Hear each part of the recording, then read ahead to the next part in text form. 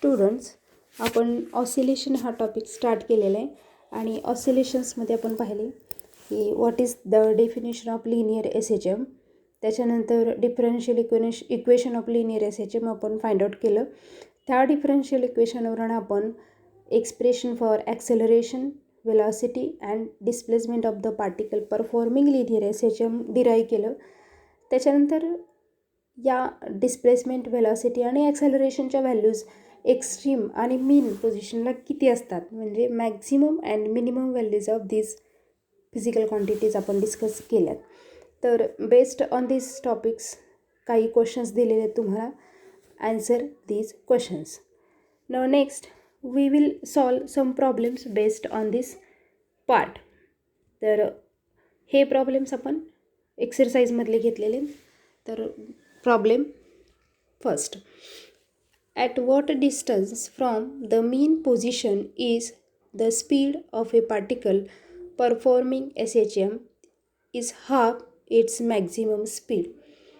म्हणजे काय दिलेलं आहे आपल्याला, तर मीन पोझिशनपासून किती अंतरावर त्या पार्टिकलचं जे स्पीड असेल तो मॅक्झिमम स्पीडच्या हाफ असेल, निम्मा असेल. ओके, मग त्यासाठी आपल्याला पाथ लेंथ दिलेलं आहे 10 सेंटीमीटर, म्हणजे ॲम्प्लिट्यूड किती झालं 5 सेंटीमीटर. आणि इम्पॉर्टंट कंडिशन आपल्याला काय दिली इथं की V is equal to V max upon 2. Okay, मग फॉर्म्युला फॉर V काय असतो, तर formula for V is equal to plus or minus omega under root A square minus x square. तसंच V मॅक्सचा फॉर्म्युला काय असतो की मॅक्झिमम वेलॉसिटी किती असते, plus or minus A omega. Using both these values we will get, काय आपल्याला मिळते, plus or minus omega under root A square minus x square is equal to plus or minus A omega divided by 2. Omega omega दोन्ही साईडचं cancel होणार आहे, म्हणजेच under route एची value किती आहे 5 square minus x square is equal to 5/2. हे आपण सॉल्व केलं तर आपल्याला मिळेल x is equal to 4.33 centimetre. Thus from the mean position at a distance of 4.33 centimetre the particle will have the velocity or speed equal to half its maximum value. Okay, then next problem number next. What is given in SI units, the differential equation of SHM is d square x upon dt square is equal to minus 36x, and we have to find out its frequency and period. काय दिलेले या प्रॉब्लेममध्ये आपल्याला, तर D square X upon D T square is equal to minus 36x. म्हणजे हे काय दिले आपल्याला, तर differential equation of linear S H M दिलेलं आहे. तर first write down the given equation, त्याच्यानंतर स्टँडर्ड इक्वेशन लिहा, and by comparing these 2 equations, दिलेले इक्वेशन आणि आपलं स्टँडर्ड इक्वेशन, याच्यावरून आपण काय लिहू शकतो, omega square is equal to 36. म्हणजेच ओमेगाची व्हॅल्यू मला किती मिळाली 6. पण ओमेगा काय आहे, तर it is equal to 2π/t. Omega is equal to 2π/t. पण आपल्याला टीची व्हॅल्यू फाइंड आउट करायची, म्हणून टी मिळाला 2π/ओमेगा. मग आता टी इज इक्वल टू 2π/ओमेगाची व्हॅल्यू किती मिळाली आपल्याला 6. So t is equal to π/3. Substituting the value, you will get the value for t is equal to 1.047 seconds किंवा ॲप्रॉक्सिमेटली 1.05 सेकंद लिहूया आपण. आणि फ्रिक्वेन्सी फाइंड आउट करायची आपल्याला, तर ती आहे 1/t. So it is equal to 1/1 divided by 1.05. Answer आलं 0.952 हर्ट्स. सो अशा रीतीने आपण डिफरन्शियल इक्वेशन दिलेले आपल्याला, त्याच्यावरनं फ्रिक्वेन्सी आणि पिरियड फाइंड आउट करू शकतो. Okay, so next problem is the needle of the swing machine moves along the path of amplitude 4 centimetre with frequency 5 Hz. Find its acceleration 1 by 30 seconds after it has crossed the mean position. तर अशा रीतीने आपल्याला एक problem दिलेला आहे आणि तो problem आपल्याला सॉल्व करायचा आहे. तर काय दिलेलं आहे आपल्याला? The needle of the swing machine. Swing मशीनची नीडल जी आहे तर it is moving along a path of amplitude 4 centimetre. त्याची फ्रिक्वेन्सी किती आहे? 5 हर्ट्स आहे.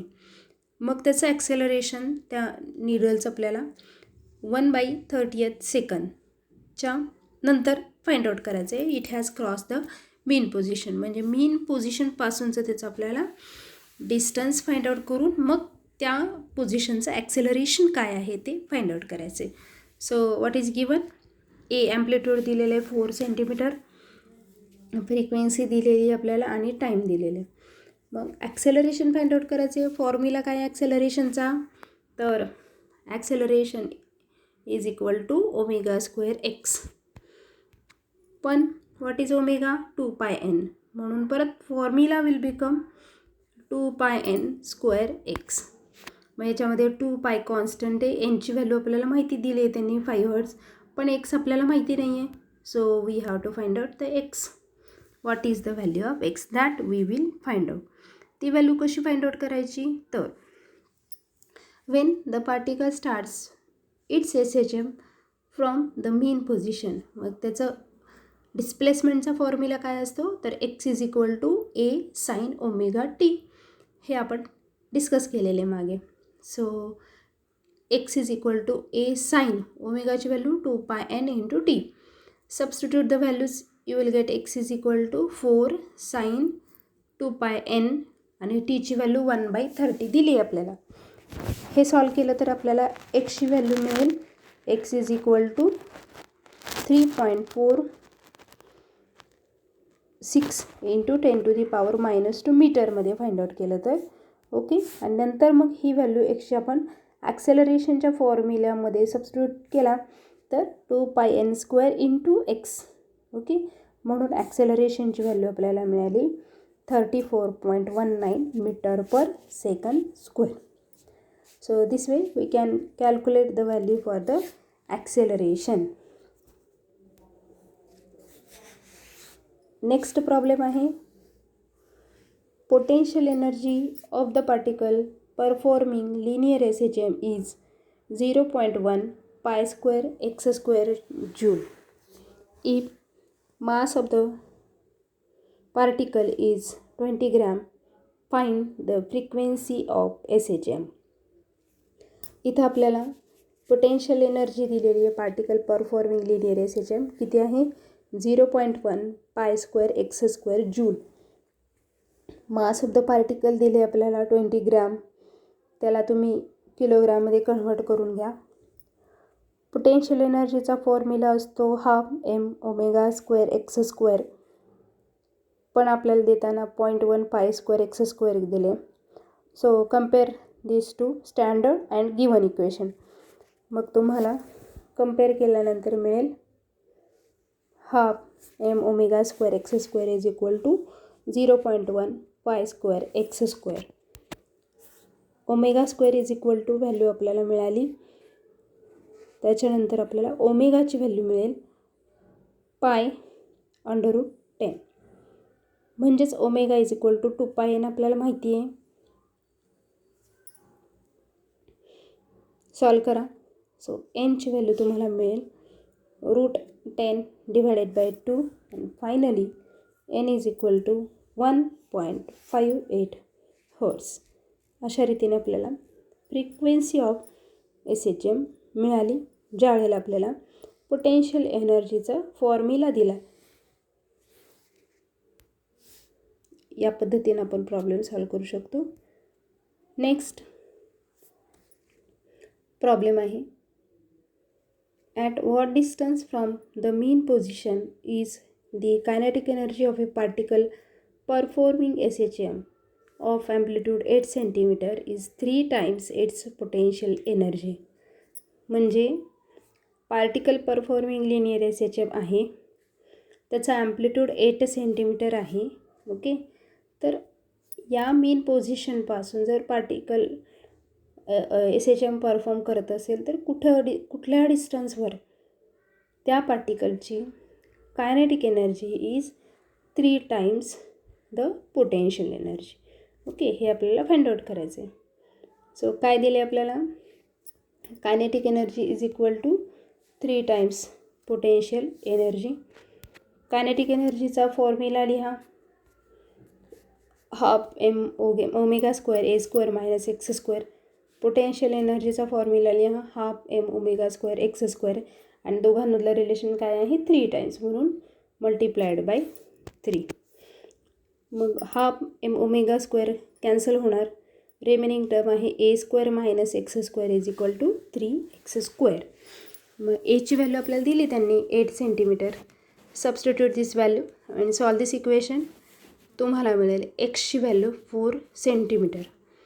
म्हणजे फ्रॉम मीन पोझिशन 4 सेंटीमीटर एवढ्या अंतरावर कायनेटिक एनर्जी ही 3 टाइम्स पोटेन्शियल एनर्जी असेल. ओके, अशा पद्धतीनं प्रॉब्लेम सॉल्व करायचा. इथं तुम्हाला ॲम्प्लिट्यूडचं व्हॅल्यू चेंज केलेली काही वेळेला प्रॉब्लेम्समध्ये असेल, किंवा find out the distance at which the kinetic energy will become double किंवा हाफ, या पद्धतीनं तुम्हाला दिलं जाईल रिलेशन. किंवा टोटल एनर्जीच्या 2 टाइम्स असेल या पद्धतीनं. तर त्यावेळेला दोघांचे फॉर्म्युले लिहायचे, रिलेशन यूज करायचं आणि find the value of x distance. Next problem. Find the change in length of the seconds pendulum if the acceleration due to gravity at the place changes from 9.75 meter per second square to 9.8 meter per second square. म्हणजे seconds पेंडुलमच्या लेंथमध्ये होणारा change आपल्याला find out करायचा आहे की ज्या वेळेला त्या प्लेसमधल्या जीच्या व्हॅल्यू चेंज होत आहेत. 9.75 ही व्हॅल्यू इनिशियल होती, ती 9.8 झालेली आहे. तर त्यावेळेला length of the seconds pendulum कशी चेंज होणार आहे ती आपल्याला फाइंड आउट करायची. म्हणजे चेंज इन लेंथ किती आहे. So write down the given values. G तुम्हाला दिलेले 9.75 metre per second square. Changed value of g दिलेली आहे, सम आपण त्याला जी डॅश कन्सिडर करू.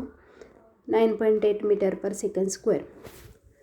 न इनिशियल कंडिशन्सला आपण पहिले एलची व्हॅल्यू फाइंड आउट करू, नंतर पुढच्या म्हणजे 9.8ला चेंज झालं त्याच्या वेळेची एलची व्हॅल्यू आपण फाइंड आउट करू आणि दोघांचं डिफरन्स पाहूया.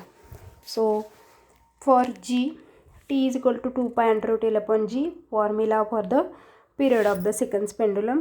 मग periodic time of the seconds pendulum 2 असतो म्हणून टीच्या ऐवजी 2 लिहिला. So T2 is equal to 2π√L1 आपण कन्सिडर करू याला, डिवायडेड बाय 9.75. तर आपल्याला L1ची व्हॅल्यू फाइंड आउट करायची म्हणून स्क्वेअर केलं दोन्ही साईड्सला. L1 is equal to 9.75 divided by pi square.